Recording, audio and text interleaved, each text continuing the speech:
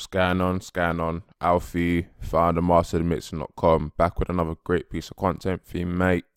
In this video, I'm going to be talking about mixing in mono as popular request by one person, but it's popular request. So yeah, I'm going to jump right in.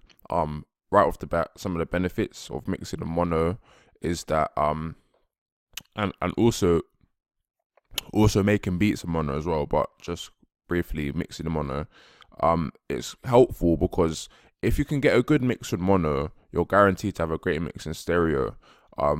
Because the thing is about mixing in stereo is that it can make things seem like they blend better than they do, and certain playback systems are still mono. For example, like if you're concerned about your music potentially be used in a club or just anywhere where there's mono environments, which there still are, then you want to make sure that your production still translates to the best of its ability on mono and not just stereo.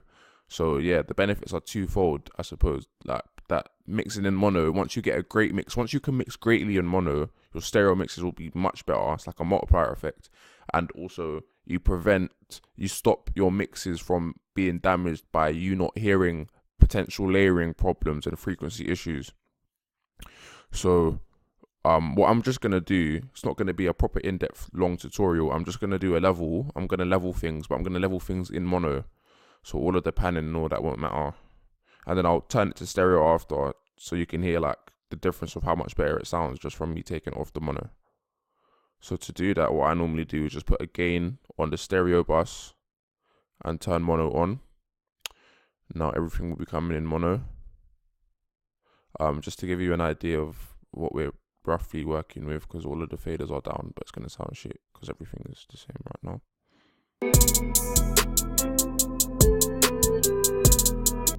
Nice bit of trap. That hi-hat was hurting my ear, so I didn't let it go for that long. But alright, so yeah, we're in mono. Just going to do a quick level.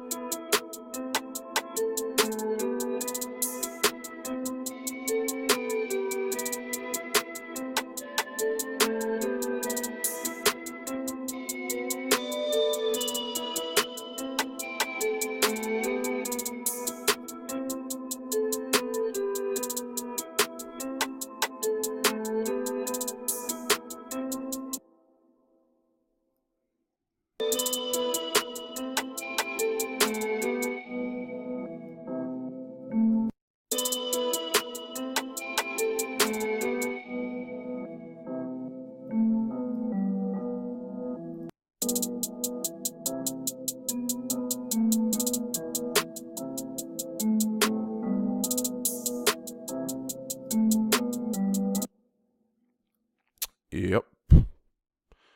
Just leveling it out. Nearly done now. And another good thing about mono is that you might think, oh, I'm handicapping myself. Oh, I'm not going to be able to hear my beat properly. I'm telling you, 2 seconds into turning it to mono, you forget that you even made it mono. Real talk.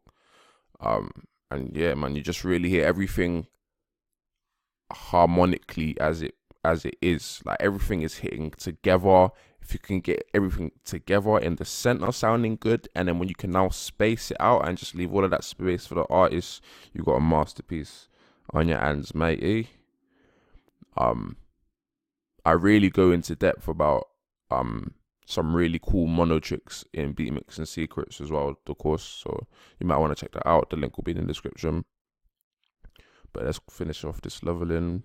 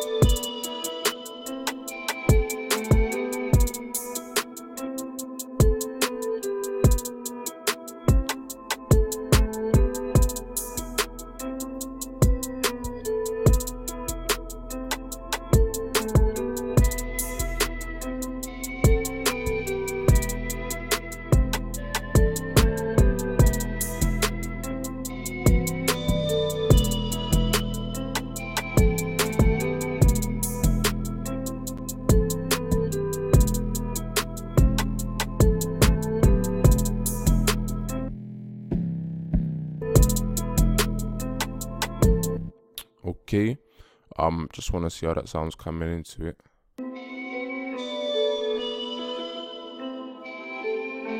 Whoops.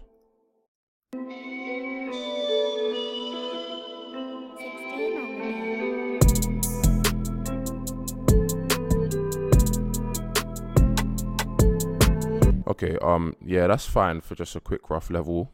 And now what I'm gonna do is just turn off the mono and see how it sounds. So let me just quickly play the main bit with the flute on and then off.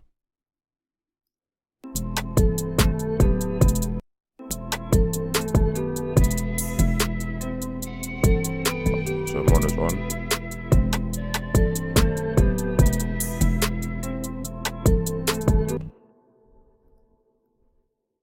And now with it off.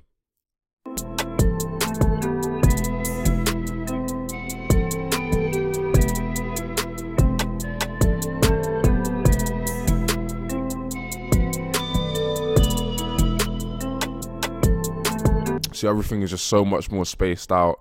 All of a sudden there's so much more space in the middle for the artist to just breathe. You can hear all the elements even more clearly. Just in case you didn't really, I'm going to do mono again and then mono off again. Everything's squashed right now, but everything still blends together well in mono. That's the important part. Whoa, what's going on, mate? Right, system overload. It's no good. It's no good at all. Right, yeah, mono. Dead no mono. No mono. Mono. No mono. Yeah, it's so much better. And like I said, the ending out mix turns out 2-3 times better when you start in mono and finish in stereo. Me personally, I always mix in mono. I always. Like when I'm making a beat, sometimes I will, just to test, because that can also be cool sometimes, because it kind of keeps you picking instruments and sounds and elements that work better with each other than not necessarily better, but that can also be bad at times as well, because then you lose some creativity. In stereo, something could have potentially worked, but in mono you cancel it out because it doesn't sound good in mono. But yeah, whenever I'm getting ready to start a mixing session, if I finish the beat and come back to it later to mix it, I'll always start it in mono, always, and the results have always been generous. So yeah, this has been the tutorial mixing mono. Please like, comment, subscribe. Let me know what you're struggling with mixing and with mastering. Let me know and I'll get the videos done.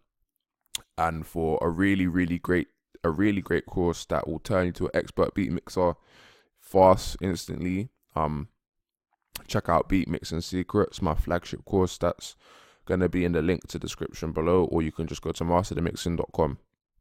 So yeah, that's the video. Take care.